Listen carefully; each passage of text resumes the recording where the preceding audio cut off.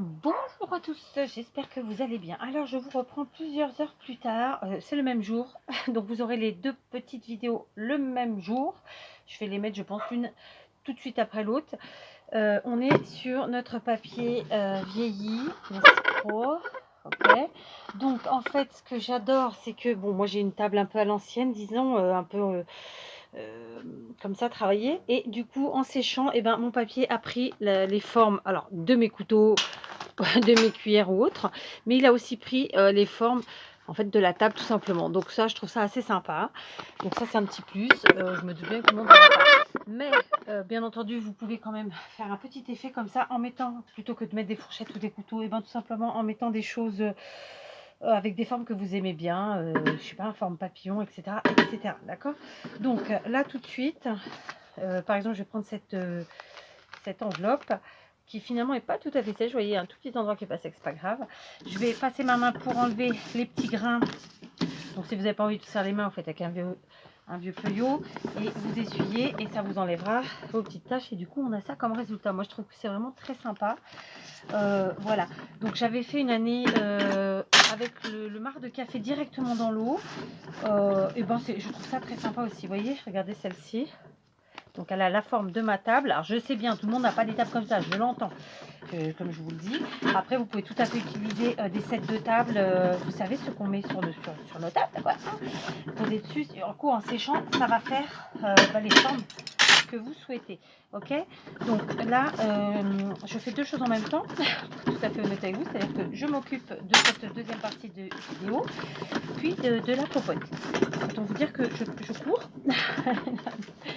Et que entre chaque chose, je dois me relaver les mains. Enfin bref, rien de grave, comme d'habitude. Bon, et en plus demain, j'aurais plus qu'à bien frotter ma table. Donc voilà. Donc, je nettoie tout ça. Vous voyez, regardez, c'est hyper joli. Et donc, on va passer à la deuxième phase. Voilà, je vous reprends à... Alors, attendez, j'ai... Bon, je me suis rendu compte que ma robe était mal mise. J'espère que ça ne se verra pas à la caméra. Il faudra que je regarde ça, sinon on recommencera, que voulez-vous. Donc j'ai mis mes sachets de thé qu'on a utilisés dans la première partie pour faire donc notre potage, voilà, pour nos feuilles. Et tout simplement, alors soit vous en prenez un, soit vous en prenez deux, soit vous en prenez trois, soit vous en prenez quatre, vous voyez. Bon, voilà, hein. Je les ai mélangés évidemment, ce qu'il fallait pas faire. Donc moi j'en veux qu'un. Ok. Et tout simplement je vais venir faire des petites tâches comme ça volontaires avec mes sachets de thé. C'est clairement pour foncer un petit peu plus, bien que je sois contente du résultat, hein. C'est pas foncé, mais je trouve que c'est plutôt bien. Voilà. Et donc je reviens faire des tâches tout simplement comme ça. Donc on va les laisser dessus. J'ai fait recto verso, et comme je l'ai fait précédemment, je vais poser et mettre à sécher. Je vais faire ça uniquement là où j'ai pas trop de marque de ma table, parce que du coup j'ai peur que ça gâche. Sinon je vais tendre sur une enveloppe, mais j'ai peur que sinon ça gâche un petit peu, vous voyez, le côté vous voyez, par exemple, là on voit bien quand même les traces, mais bon, il y a quand même trop d'endroits trop blancs, donc on va quand même essayer, mais je vais pas faire l'autre côté. Et je laisse le café dessus, je pose. D'accord? Pareil. Hop, on vient chercher.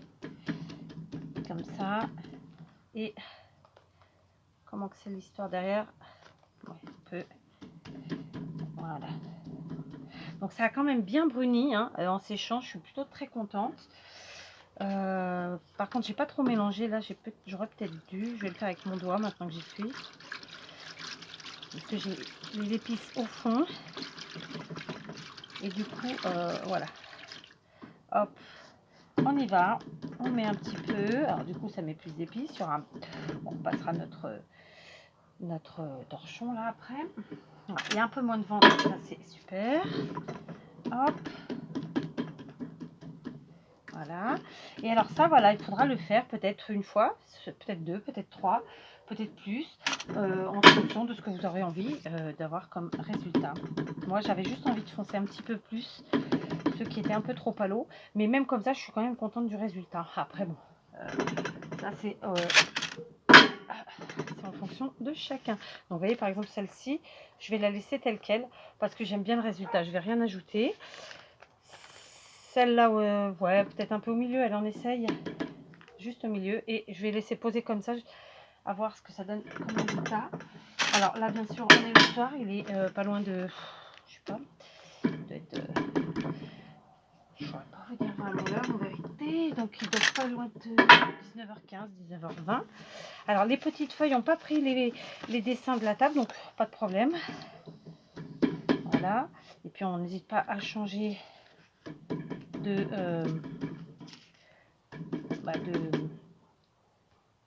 de sachet de thé. D'accord. Voilà. Alors moi je ne sèche jamais au four parce que j'ai tenté une fois et je n'ai pas du tout aimé le résultat. Ça donne un effet cassant de feuilles qui ne me convient pas. Mais après chacun fait comme il veut et surtout comme il peut, je l'entends. Mais je veux dire, on a tous des fenêtres, il y a toujours moyen de faire 2-3 feuilles par jour sur un bord de fenêtre. Et voilà quoi. Donc là vous voyez, c'était joli. Mais je vais quand même ajouter le côté comme ça. Voilà, et je vais pas le bouger. J'espère. Ah, j'ai déchiré, c'est pas grave. Voilà, comme ça, et je vais les sécher comme ça. Voir si la tache reste foncée comme ça. Ici, on voit bien les couverts. Voilà, vous voyez, on va laisser comme ça et voir le résultat une fois séché. Voilà, alors mes grandes feuilles, clairement, je ne vais pas y toucher parce que je suis très contente du résultat. Donc voilà, elles ont pris quelques éclaboussures. Rien de grave. On va les poser comme ça. Et elles vont sécher de nouveau toutes seules. Donc, je vous montre celle-ci, ouais, je ne l'ai pas faite donc, hein. Donc je l'ai un peu humidifiée avec mes mains, donc je la mets là. Donc voilà, évidemment j'ai pas pu faire de grande quantité avec vous parce que j'ai pas assez de place sur ma table. Sachez que en temps normal je pose tout simplement au sol. De la même façon, je veux dire, mon sol est pas sale, enfin c'est un sol d'extérieur mais de terrasse lavé régulièrement, donc voilà, j'ai pas de problème avec ça.